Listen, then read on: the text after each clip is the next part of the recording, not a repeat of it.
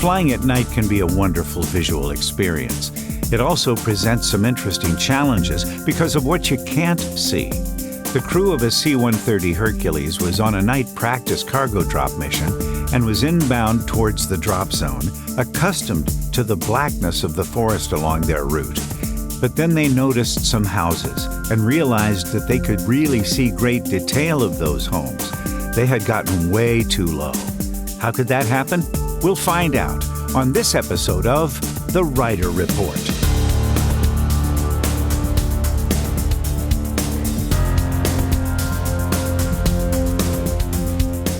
Hello everyone, I'm Rob Reider, and welcome to episode 10 of AvBrief's Reider Report podcast, brought to you by Avemco Insurance. My guest on today's program is Brigadier General Marcus Jannitto from the Rhode Island Air National Guard. He was the navigator of a C-130 and helping to guide the crew to the drop zone on their practice mission. All was going well inbound until he realized that they'd drifted too low. It could have led to CFIT, controlled flight into terrain. Marcus will take us through the events that got them into that situation and what they did next, right after this message from Avemco.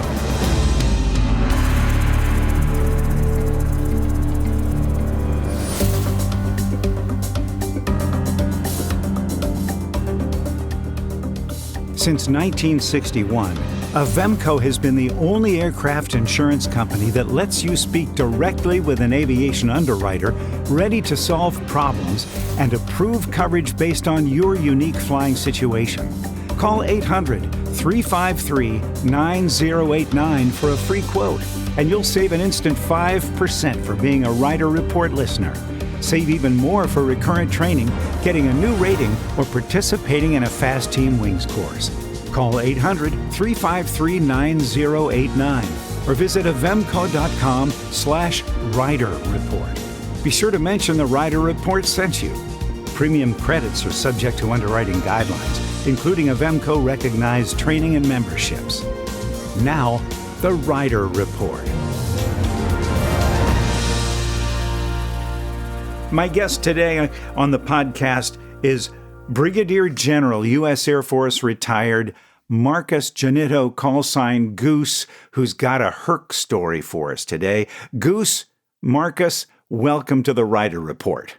Thanks, Rob. I just think it's so cool that we could do this. I appreciate your invitation, and I look forward to this conversation. It's an interesting story, as they all are.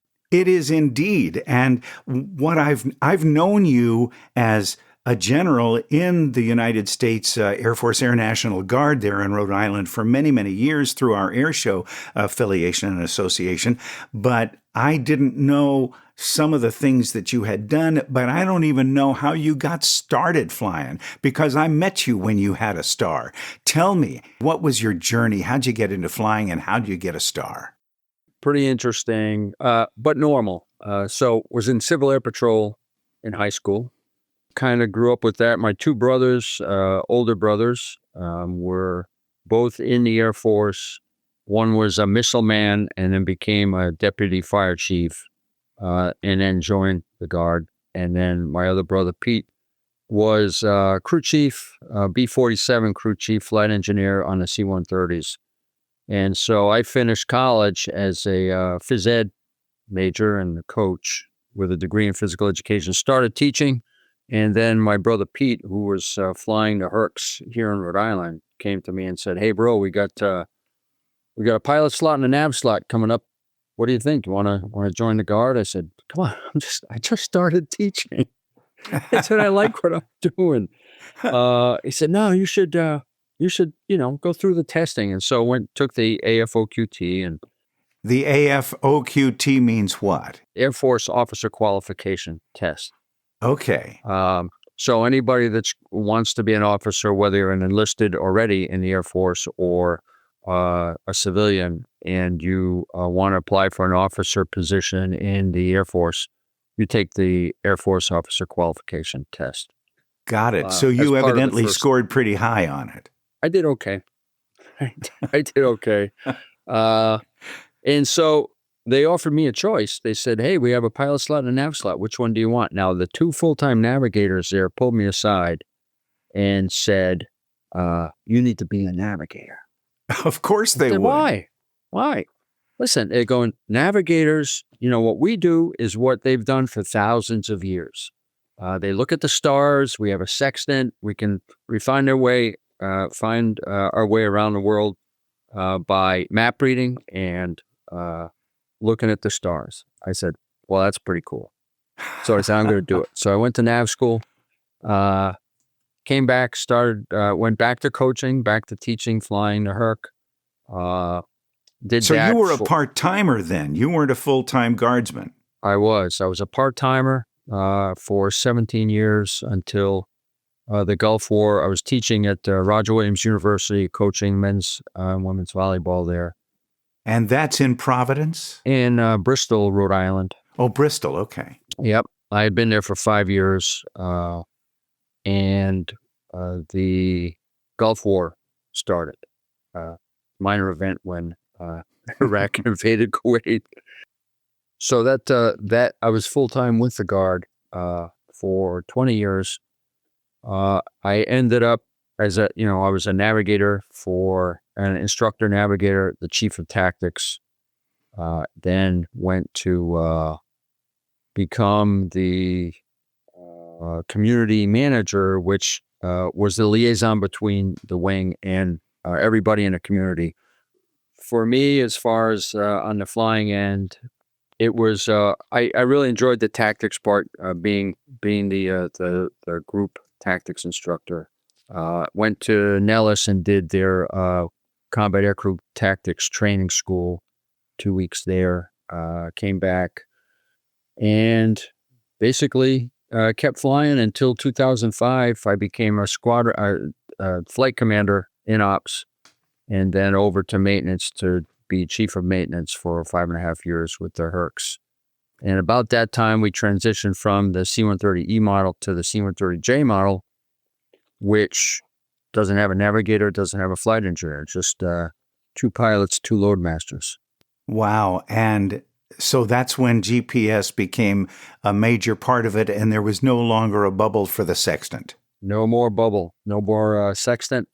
But it was pretty cool finding your way across the ocean at night, just using the stars. And then you get close enough to catch one of the ADF beacons. And when it's pointing right straight ahead, then that was a good confidence builder for the pilots that you were doing your job back there. And eventually you got yourself a star.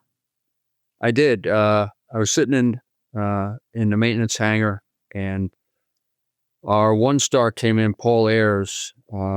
He came and said, hey, I got a deal for you. I said, what's the deal? He said, we think we want you to be our next Air Guard general officer. I started laughing at him. He goes, what are you laughing at?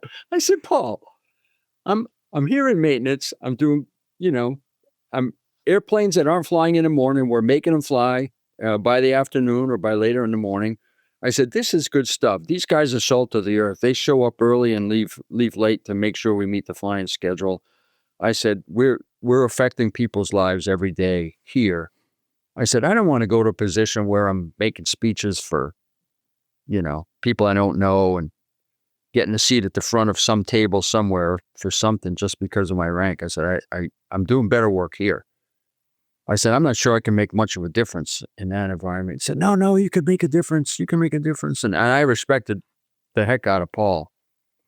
He was a super guy. I said, well, how can I make a difference? He said, well, the Air National Guard has positions with active duty where you are the liaison to Air Mobility Command. You are running the Commander's Development Course, which is a 9-day leadership course for new wing commanders and group commanders, majors, lieutenant colonels taking command.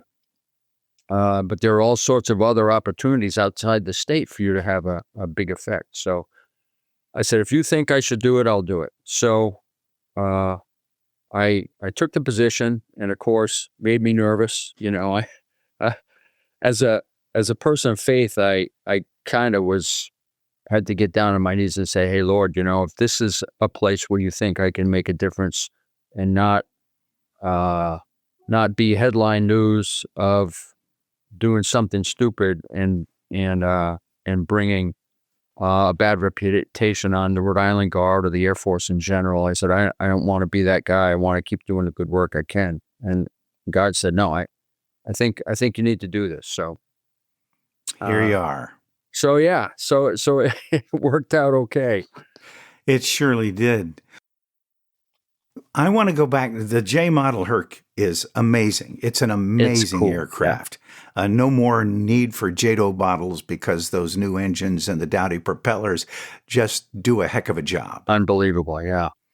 But the E model, the 4-bladed prop E model, was probably the most manufactured, even though the Herc continues to be in production to this very day, setting a record. And what is it? Is it not the longest continuous production aircraft in the history of aviation? I believe it is. Still used today. We started flying A models, of course, 1954, 55 models. Then we went to the 65, 67 model, E model airplanes. And we started lobbying Congress for the H model to be next in line to receive H models when they came off the production line. The Air Force always had Congress always had an add-on of airplanes that they would provide to the Guard because we were outside the Air Force's budget. So the Air Force would buy their airplanes. Congress would add on 10 C-130s a year, 8 C-130s a year for the Guard, and then a unit would get the new airplanes. So we started lobbying, walking the halls of Congress, and lobbying for the H model, and then they changed the production line. So now the price went way up. They started producing the J model, which is 80% different. It doesn't look that different, but it is 80% different than the E models. Gracious. Just an unbelievable airframe, especially compared to the E's and the H's.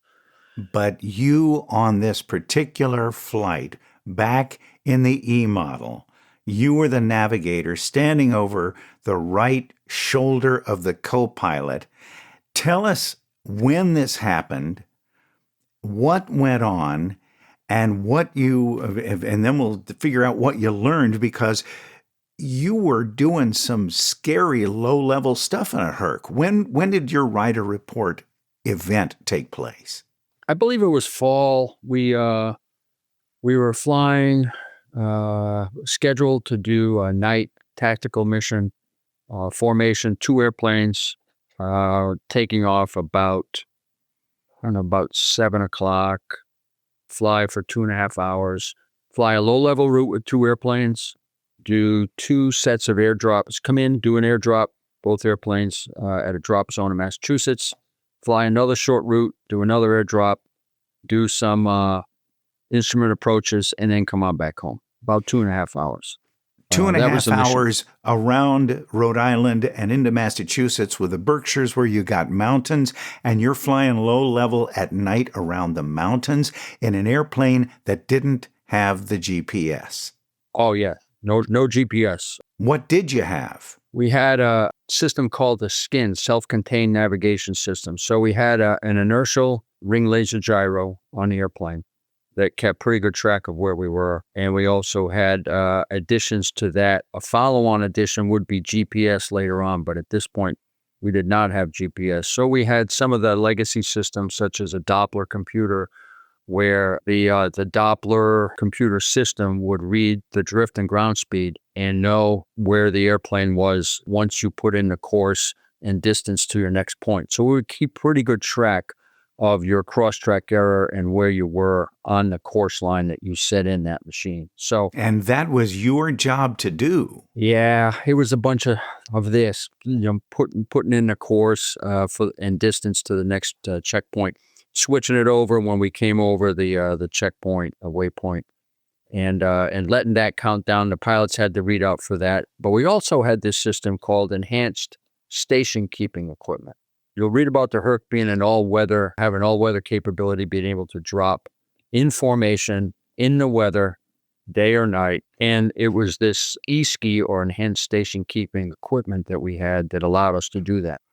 That's scary, Marcus, because you just said to me you got an airplane that comes in at, I don't know, 150,000 pounds.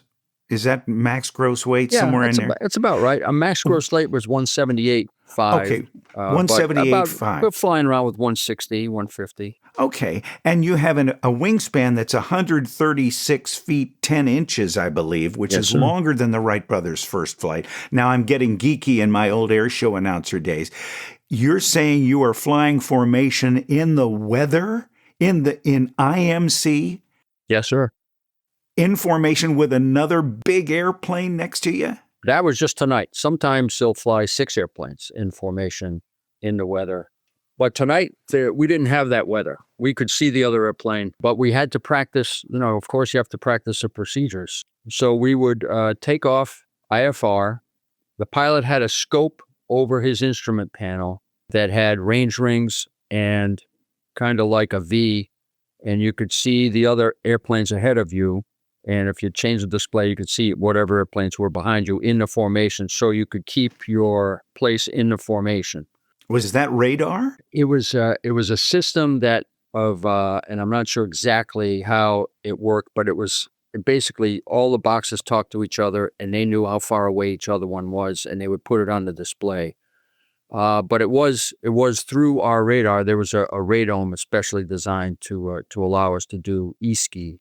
The term e-ski, as a point of interest, actually stands for Enhanced Station Keeping Equipment, and it allows more than 36 C-130s to safely perform precision airdrops of paratroopers or cargo simultaneously in formation. And it's a critical navigation and safety system to allow that tight formation flying in low vis or IMC or at night. And it's an update of the 1990s original station keeping equipment, ski, that technology, which provides relative range and bearing to other aircraft in the formation. Yeah, exactly. They also had a box that had a bunch of readouts that was the formation, course, heading, altitude, airspeed. And then they had a little keyboard that they could, if we were the lead airplane, we could acknowledge everything that the leader sent us so that we wouldn't have, we're keeping our emissions controlled. In other words, nobody on the ground could hear us talking to each other as we changed course or heading or altitude or airspeed. This is in case you were in a combat situation where you had to maintain radio silence. Yes. So we could punch in these numbers. Everybody would see it in the formation. And there would be a countdown timer. If lead said we're going to accelerate to 240, he'd punch in 240, indicated airspeed. He'd hit go. There'd be a 10-second count on everybody's box in their airplane. And then we would accelerate the airplane when it said go, just to keep that formation distance. And for us, it was 4,000-foot spacing between aircraft. Given the fact that this was a low-level mission, you obviously had a radar altimeter. Yes. Yeah, we did. Does that play into this? It does. It does, but in the very end. And I'll hold that thought because we're going to talk about the radar altimeter in a second. Oh, my gosh. Okay. So, 4,000 spacing between aircraft. We're a 2-ship, and it's full crew. So we had pilot, co-pilot, navigator, flight engineer, 2 load masters in the back. We left out of Quonset, again, about 7:30 in the evening to this place called Turner Drop Zone, which is a small drop zone by Westover Air Force Base in Massachusetts. So we'd fly low level through Connecticut, Massachusetts, sometimes the hills, southern Vermont, New Hampshire, come into Turner Drop Zone. We were on an IFR flight plan, so we were at 4,000 feet, which kept the formation clear of everything, and ATC could see us and knew where we were. So we had coordinated prior with the FAA to let them know what our e-ski routes were, so they knew when we filed e-ski 1, they had all the IFR flight plan points in their systems, and they could track us. So we're now in IFR. I mean, we could see each other, but we're filed on an IFR flight plan. weather that night, winds were from the west, 20 to 30 knots, scattered deck at 10,000. I think the moon was 3/4 full, if I remember. So it was a nice night to fly. It was fall. You got 3/4 of a full moon, a little bit of a wind, not much. And that's the setup. What went wrong? So one more piece of the setup. I love flying these tacks day or night because the navigator is in that big window. There's a couple of sets of windows, as you know, in the Herc, and you're leaning over with a map in your hand, and it's just doing cool stuff, tracking the airplane. On e-ski, yeah, we're more in the seat, but I always like being in the window to ensure that what the machines were telling us as far as position was actually where we actually were over the ground. So most of the time I'm in the window and I'm looking at houses and stuff because I love flying day or night and getting in that window. So the drop zone was a smaller size, so we had to kind of bastardize the procedures to go from this IFR drop procedure to a VFR drop, visual flight rules drop, where we would see the drop zone, identify it, close up the formation, fly the drop, and on the escape from the drop, we'd go back to IFR procedures. So we'd cancel our IFR flight plan and then go VFR, do the drop, and then come back and pick up IFR after that. When you say you closed the formation up instead of being a couple thousand feet away from the aircraft, how close did you get for the other aircraft on this particular mission? We would close to 3,000. It wasn't a big closure. We're usually a lot closer when we fly VFR, normal airdrop. But for the IFR missions, we would close a little bit. Again, spacing was 4,000 feet, and then we closed to 3,000 at the slowdown point. So still plenty of spacing with the airplane in front of us. We hit the initial point, which is the point on the ground that would set us up after the turn inbound to the drop zone on the drop zone axis. So we would be in line with the way the drop zone was set up. So we hit the IP, cancel IFR, then descended down to 2,500. Slow down for the drop. We're at 190. The lead navigator was a little early. Usually we fly 210 indicated. And so we had slowed the formation down to 190 because we were a little bit ahead. We wanted to hit that airdrop right at right on time. So we were slow at the slowdown. We hit the slowdown and we slowed down to from 190 to our airdrop indicated airspeed of 140. And that's really slow for a Herc. Yeah, it's manageable. We would slow to 125 for parachute drops. Okay. Drops. So we're okay to slow down to 140, and then and at the slowdown point, descend to our drop altitude of 840. For this particular drop, our drop zone was at 240 feet, and our airdrop altitude, we were simulating a heavy drop, which is anything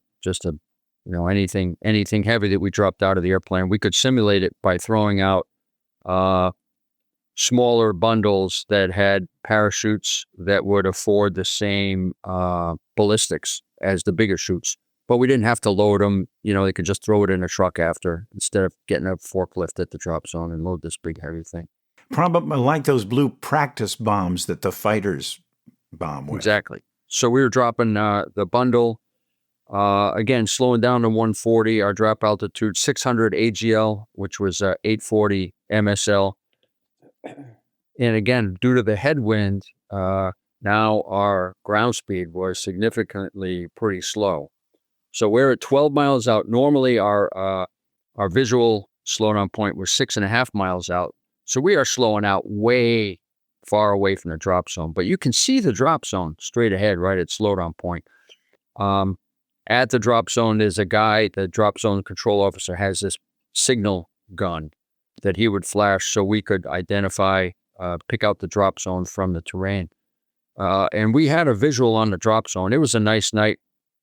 And again, I'm in the window going through my mental checklist, slow down procedures, nice night, had the drop zone in sight, had lead in sight, which was good. And I had my map in hand in the window, and I'm looking down at the houses, and I'm going, wow, that's, look at that house. That guy's all lit up. Look at his backyard. I'm going, wait, I shouldn't be able to see this type of detail.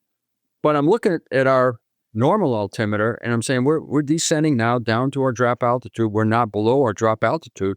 But part of that slowdown process was resetting the radar altimeter to 600 feet. So while they're resetting the radar altimeter, again, my head's out the window. I look at the radar altimeter. We are at 350, 330, 320, 300. I'm going, whoa, and got on the horn and said, level off, level off. Engineer at that point saw the same thing and called altitude. The AC climbed up to 800 AGL on the radar altimeter, and we called out to lead, who had seen kind of the same thing in the airplane and was already climbing. But it's black. It's night. And, I'm not used to being that close to the ground unless we're landing or taking off. So it was very disconcerting. We finished the mission, got back, and we started to piece together what this chain of events really was. From what you described, that mission could have led to disaster. General, let's take a quick break, and then we'll come back and do a debrief. It won't be as in-depth as the one your crew had after the flight, but I know there are some lessons that we can learn from it. We'll be right back. Sounds good. According to Avemco claims data, 34% of accidents happen on landing. Does this number surprise you? Avemco Insurance Company values safety and believes strongly in continuous pilot training and education to help prevent these accidents and promote safer skies for everyone. That's why they sponsor the Fast Team Wings program and the Reider Report podcast. Avemco rewards safer pilots with premium credits through their Safety Rewards program. Earn an automatic 5% off by mentioning you're a Reider Report listener. Call 800-353-9089 for a free quote or visit avemco.com/Reider Report today. Premium credits are subject to underwriting guidelines, including Avemco recognized training and memberships. Now, back to the Reider Report. We're back with Goose. Brigadier General, retired U.S. Air Force Marcus Jannitto. Well, we'll talk another time about how you got the Goose deal, except that I will say that you picked that up because you are a keyboardist in a Chicago cover band, and it is called Chicago Total Access. CTA. And you're on YouTube, and we got pictures of you and the band back there on keyboards. That's pretty daggone cool. So, Goose, radar altimeter didn't get set properly, evidently. You got back on the ground in the debrief. What did you discuss in the debrief? Because that's what we want to do right now. Yeah, we said, how the heck can this happen? How could we get so low? And we figured it out. We pulled the chart out, and we looked, and the terrain 9 miles out from the drop zone was 1,000 AGL, way higher than the drop zone 12 miles ahead. Drop zone elevation was 240. We're flying over some hills that lead up to the drop zone now at 1,000 AGL. So no wonder it looked black. Oh yeah, and it's forest, so it really was black, except for those couple of houses that happened to catch my eye. So now we're slow. We're descending earlier than normal. We had changed the initial point from 6 miles to 12 miles, because from 6 miles to the drop zone, it's all around 400. The ground altitude was 240 at the drop zone, 300 and 400 a couple of miles before. So very clear there. But now there's this hill that's out there around 9 miles. And we are just descending. We can see, of course, lulled into complacency. We can see straight ahead. Guys are pushing buttons, making sure everybody's slowing down at the same time when they should. And there was also a 50-foot change by reg in the drop altitude. We had 600 on the setup sheet. It was really, when we went back and looked at it, supposed to be 650. So we were 50 feet low from the get-go, and now we're slowing down in a headwind over terrain. And just like an instrument approach, you're going down to the minimum descent altitude. We're going down to drop altitude, and we're slow. So we are descending over that 1,000-foot terrain, which was what caused our radar altimeter to go crazy as he reset it down to 800 feet. And to the drop zone, all you have is a guy there with a light gun, and there's no glide slope, there's no localizer to tell you, No. and there's no GPS reading out that kind of altitude to see where you are. No. Except the radar altimeter, which was misset. Correct. What else? That was it. That was enough. But, so we had these new procedures because we were just getting into this enhanced ski mode. We had kind of these procedures that we had worked out. We would go from IFR to VFR. And then we had this extended initial point, which allowed us to descend, which during the day is not an issue, but in the weather or at night, especially against a headwind, caused us to break our altitude and descend a lot further than we thought. So we had these new procedures, which we were very focused on. And then we had familiar terrain. We could see the weather was easy. And so we had this interesting combination of complacency on one hand, and then attention to detail. On another hand, we were focused on procedures and button pushing, and just made for a bad combination at that point. Now, as a navigator, I'm assuming that the debrief and what you learned in that debrief got shared with everybody in the unit. For sure. Air Force units have this flight crew information file where any new safety considerations, anything that we have to know to fly safely gets put into that FCIF, and we have to read it and sign off on it every time we fly. This went in there right away and was required reading for everybody. We changed some of the procedures so that would not happen if guys got in the same situation. Did this get shared guard-wide with all the guard units that flew Hercs, or just your unit? We did put it in the procedures for anyone using that drop zone. Gotcha. So anybody that would file from another unit to fly into that drop zone using those procedures, they would call us and we would fax them in the old days. Fax? I remember that. Fax. Oh, yeah. Yeah. And so we would share with them the procedures so they would learn the same lessons that we learned. Wow. But I have to mention something else. So Rhode Island, boating and everything. Everybody has a boat. Narragansett Bay is beautiful. But I remember somebody talking about this thing called the bank. And he says, when you're doing work on your boat, think of it like a bank. That every time you put a double clamp on a hose that's keeping water out of your boat, that's money in the bank. Every time you use stainless steel wire so a bolt won't come loose, that's money in the bank. Every time you're getting water out of your diesel fuel, that's money in the bank. And so he said, when you're out there in the bad weather and things start to happen, you have all that in the bank. So when people don't put those investments into the bank, that's when little things will bite them, right? So it's the same. It's the same in flying. I mean, we had the bank. We were experienced crew. We were rested. We had familiar terrain and drop zone. Nice weather. The moon was out. We could see things. We had no mechanical issues, no threat, plenty of fuel, all the things that can bite you in different situations. We didn't have those. So we had some money in the bank with this trip. Fortunately for us, that who knows if one other thing would have gone wrong, or your attention gets diverted here, or we had ATC call us with an aircraft flying across our path en route to the drop zone, and now your attention gets diverted from resetting that radar altimeter, we're going to be a lot closer than 300 feet to those hills. And the possibility of controlled flight into terrain would have loomed large. And they say, how can that happen? We're following lead. We're watching lead. And if we were hyper-focused on lead and not looking down, I should have been at the desk. Somebody would have caught the radar altimeter, ultimately. So that saved us. But one delay on resetting that radar altimeter, The nav being in the seat now, looking out the window, looking down, saying, I shouldn't be able to see that much detail of what's on the ground. Those things are kind of the bank that helps save us. Fortunately, the holes in the Swiss cheese did not line up for you that night. Yes, sir.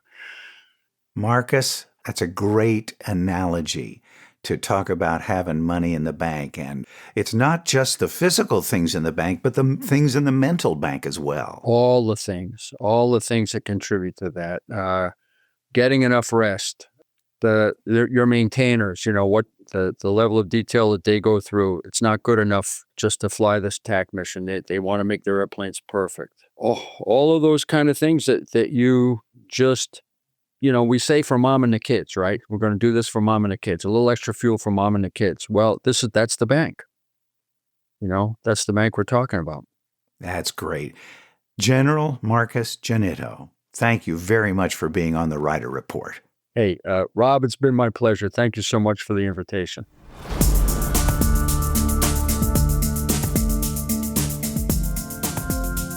Thank you for listening. Please tell your friends about the podcast and that we really want them to join us for this new chapter in the same storytelling I've done for the past 5.5 years, just with a new name. We drop episodes every couple of weeks, so you can do some hanger flying that you can take with you anywhere, anytime. And if you've got a story that you'd like to share, here's my new email address, rob@avbrief.com. rob@avbrief.com. The Reider Report theme and commercial instrumental music for the podcast was written and performed by Rob Pottorff. For Avemco Aviation Insurance and avbrief.com, I'm Rob Reider. Catch you next time on The Reider Report.